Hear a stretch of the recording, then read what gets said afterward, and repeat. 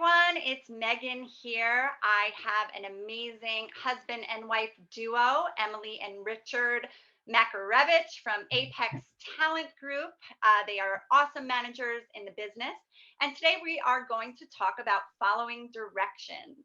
In the dawn of self-tape that is just happening everywhere, not to mention the competitiveness of the business since forever, I feel now more so than ever, it is so important to follow directions. So I just wanted to open up a conversation about this with Emily and Richard and get their take on why they feel following directions can make or break your auditions. Absolutely. I totally agree.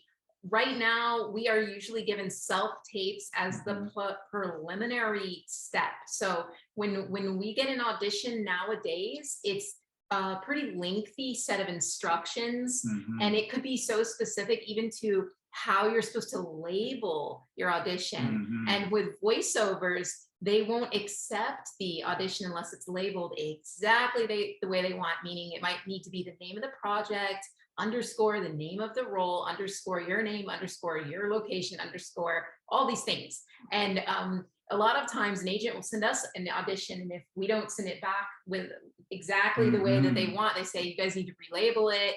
Sometimes it has to be put into a Dropbox from the casting director. The casting director will have this Dropbox. It's like, we will accept all of the auditions that way. Or it'll be an EcoCast, and it has to be up or WeTransfer, or whatever they're asking. Yeah. It's very specific. It could be a site called the LA Castings, now it's Casting Networks, and there's all these different sites, and you have to read every little detail. And the other main thing is to do it on time. If you don't do it on time, it's kind of like an interview in a way, a weird way, because if you don't show up to your interview in the real world on time, sometimes the boss can say, hey, if you were late to the interview, you're going to be late to your job every day. It's kind of the same on the acting side. If you don't get it in on Wednesday at 8 a.m. PST, if that's when they want it, sometimes they say, hey, we're not taking any late auditions. So even that kind of the following of direction is important. And then it goes down to the more detail, like we want you to have a quiet space. We want no dogs barking. We don't want your refrigerator gurgling. We don't want to hear that little beeping sound of your fire alarm in the background that you forgot to put the batteries in. And if you have anything like that, sometimes the casting director will just turn off your audition and say, I can't focus on what I'm hearing. I can't hear you. It's basically a job interview, and people don't realize that a lot of the times, and they are looking to see that you're, sending it on time, that you're professional, that it looks great. Especially with Zoom auditions, they want to see that you have a good internet connection, that it's not stalling. The lighting looks great, and you have to be ready and prepared. Have your script memorized, be into the character. They're looking at all of that, and you have one shot to make a first impression. And if you're so lucky to get to the point where they give you direction, like you were speaking of, like even more so, like if the casting director is actually on a Zoom with you and they say, oh, you did a great job, Jada, I would like you to try it completely different right now. You have to be able to switch, and that is really hard. So if you pass all those steps of labeling your audition correctly, doing a great job on your audition, and you finally get to that amazing moment where you're sitting in a Zoom session with a casting and they give you direction, wow, you've made it past hundreds or thousands of people. That's why take that direction. That's why classes like Tower Talent are so important, because you need to be prepared. I always compare it to professional sports. In the NFL, the players don't just show up on the field on Sunday and play. They're practicing all year long. They're in the gym. They're preparing for that game on Sunday. And acting is the same way. You never know when the audition is going to come, so you need to be ready. Even if you're on vacation nowadays, that might be the most incredible thing that comes in. You have just gone on a cruise to the Bahamas with your family, but your agent sent you an audition. That's the biggest opportunity of your life is going to come. And on that cruise ship, trying to figure out how to connect to the internet to send your self-tape through WeTransfer, or you're going to go when the ship docks, you're going to go run to the nearest cafe. And that's going to be your life as an actor. You don't know when your amazing opportunity could happen. And that's real life. Margot Robbie had the same thing happen when she was on vacation. I read this in a magazine. She was on vacation. All she had was some casual clothes. And then Will Smith said, I want to see you in New York tomorrow. She had to get on a plane in her bikini and cut off shorts, go to the audition. And you know what? She was on time and he was late. And she was like, I just flew across the world and I'm the one on time. What's going on? Well, she got the job.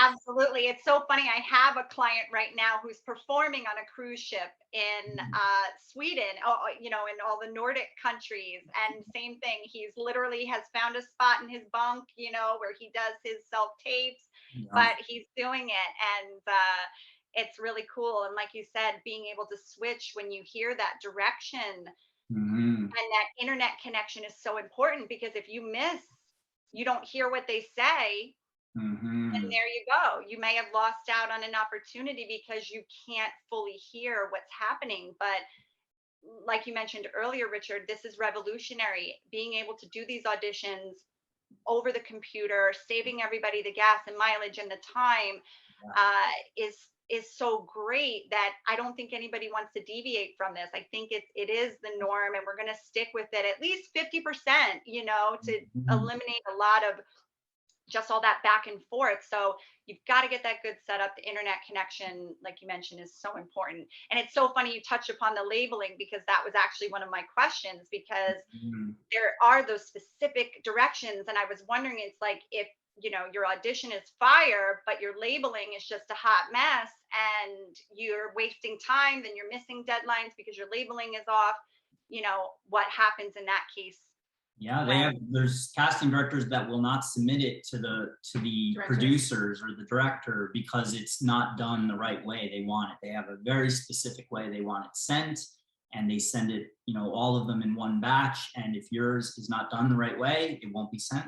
Especially voiceover. We have found voiceover is so specific, and it's not hard to do a voiceover audition, because you can do a voice memo. You can hold your phone up to your close. You can read the script. Yeah, you can read the script.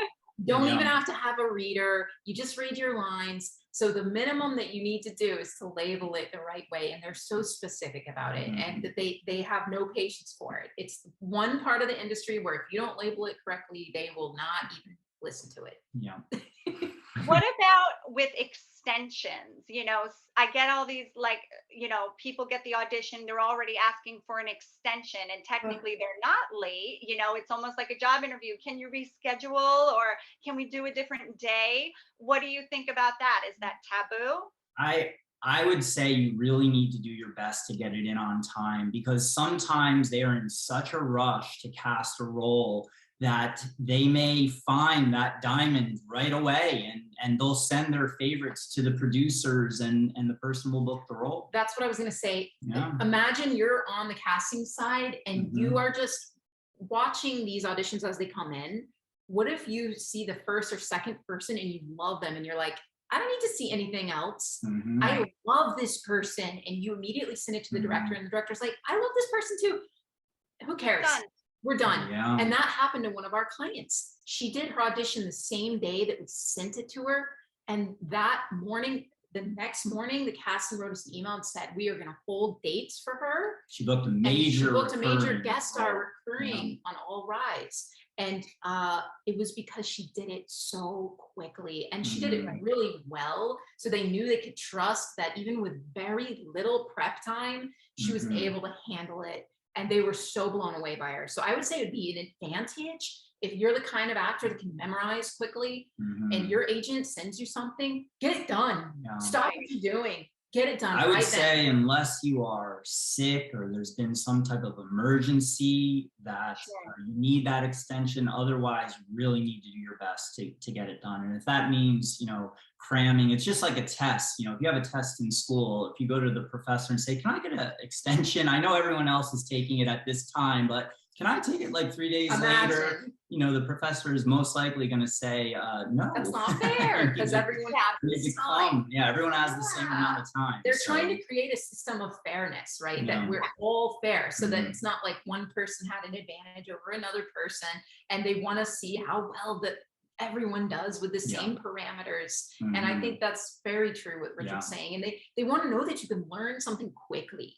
Because things change all the time. You know, Emily went to a set once, and they were, you know, the actors were performing. It was in front of a live audience, and they said, you know what, this isn't working. They gave our client new lines and had him memorize it and then do the lines and right there. Sometimes they were shouting the lines out. They said, okay, that's not falling. Like it was a comedy. So they were like, this isn't funny. Here, try this line. Let's try this line. Let's try that line. And then they would see if the audience would laugh. Yeah. And then if the audience laughed, they were like, we're going to keep that one. It was very interesting to see that. That was on the set of Liv and Maddie on Disney Channel. And they were doing it live, and they were changing it live. Got to be quick on your feet. That is for sure. What about creativity, like the forethought of these auditions? So let's say you have plenty of time and you get this great breakdown and you're wondering, okay, well, I want to improvise, or I want to use a prop, or the location of the scene is in the kitchen or the bedroom. Do you do those things, or do you just stick with the blank background the whole time? Yeah, stick with the blank background. Try not to use any props. Definitely, if it is a big audition, you want to get private coaching. We want all of our clients to get a private coaching because you really need a professional acting teacher to help you with the material. Especially, you know, a lot of these auditions are 8 to 10 pages long, and you know, there's a lot of choices that you can make, and we definitely, you know, want to see that our client is bringing like everything to the script, but we always like to have a professional work on material. And I would say do as many takes as you can and pick like 1 to 3 to send to your representatives, and then let them make a final pick, and they might even send 2 takes. So when you're doing all this self-taping, don't just say, oh, I have to find the perfect take. No, you might be picking the wrong one. So it's hard to be objective. So just make as many as you can, kind of try to lower it down, and then say, okay, I'm sending this to my manager, and they're going to have to watch like 3 or 4 options, but they're going to find the best one, or there might seem 2 that are like opposites, but they want to show the casting that they can do it 2 different ways. And the only time I would ever use a prop is in a commercial. Commercials might want it. But it'll usually be in the tell you. Yeah, they will specifically say, we want you to hold a watermelon and act like it's really heavy, or we want you to dress up in a Renaissance costume and be sitting on a stool, because they want to see like, what do you actually look like in that costume. But in the theatrical TV world, the more simple it can be, honestly, the better, because they're trying to judge your acting, and it becomes a distraction if in the scene it says you're on the phone and you're holding the phone. It's just like, oh, now we're looking at this phone and we're not looking at your face. Now your head's turned and I can't see half of your face. They want to see your face. They want to see your reactions. They want to see your eyes. Yes, such great points. Wow. I know. I love hearing it right from the horse's mouth, because we, you know, can tell our clients all of these things, you know, but when they got somebody else to reinforce it, it really hits home. And I encourage our clients as well to really get that private coaching. Like you said, when you've got these 8 to 11 page sides that are sent to you, it's really imperative, especially for a major motion picture or a guest role, to get that training. You know, the commercials are a little bit easier and you can start to get savvy and get in the routine of doing those from home. But when you've got the big opportunities in front of you, it's time to put in that extra effort and invest in yourself and to do that private coaching. Definitely. 100%. We literally put it in all of our emails. We're like, please go to your favorite coach. Please work on this with them. Take it very seriously, because when you get a series regular or a large role, they aren't just handing them out on the street in LA. It's not like what people imagine when they think of Hollywood. No. Even when you've done it for years and years, they're not handing it out. So if you get a series regular audition, my advice is to take it so serious. Pretend it's the most important job interview of your life. It's like the moment that you suddenly are going to be deemed in the cool kids club, if you get it, your whole life will change. Because even if you don't book that particular role, the casting director might say, wow, you were fantastic. You're not right for this, but we're going to keep you in mind for other projects. And again, it's about making that first impression. So you show up, you're prepared, all your lines are memorized, you have the character down, you've had your private coaching, you're going to feel confident and comfortable. If they say, if it's a Zoom and they say, hey, we love that, but can you try it like this? And if you're so prepared, you're going to say, yeah, sure, I can do that. But if you're not, if you're thinking about your lines while you're doing it, it's not going to be the best. And I think some of the younger clients, they almost take it for granted because casting will see almost anyone who's under 10 years old. But it doesn't, just because you're young, it doesn't mean it's easier. It's just as hard as if you were a 22 or 25-year-old. They're going to give those opportunities to people with credits that are older, but it doesn't mean they're just handing out the lead role of a Disney show. How many kids around the world want to be the lead of a Disney show? The kids have to realize, like, oh, just because I get these opportunities all the time, it doesn't mean that you shouldn't take them seriously. Yeah. Wonderful insight. Well, thank you so much, you guys. It was so great to have you back in our rotation. Yes. I hope to just keep it going, and I hope you found some good people from your auditions today with our talent. They were fantastic, and congrats to everyone. They did a great job. Yeah, thank you so much for having us. We had a great time.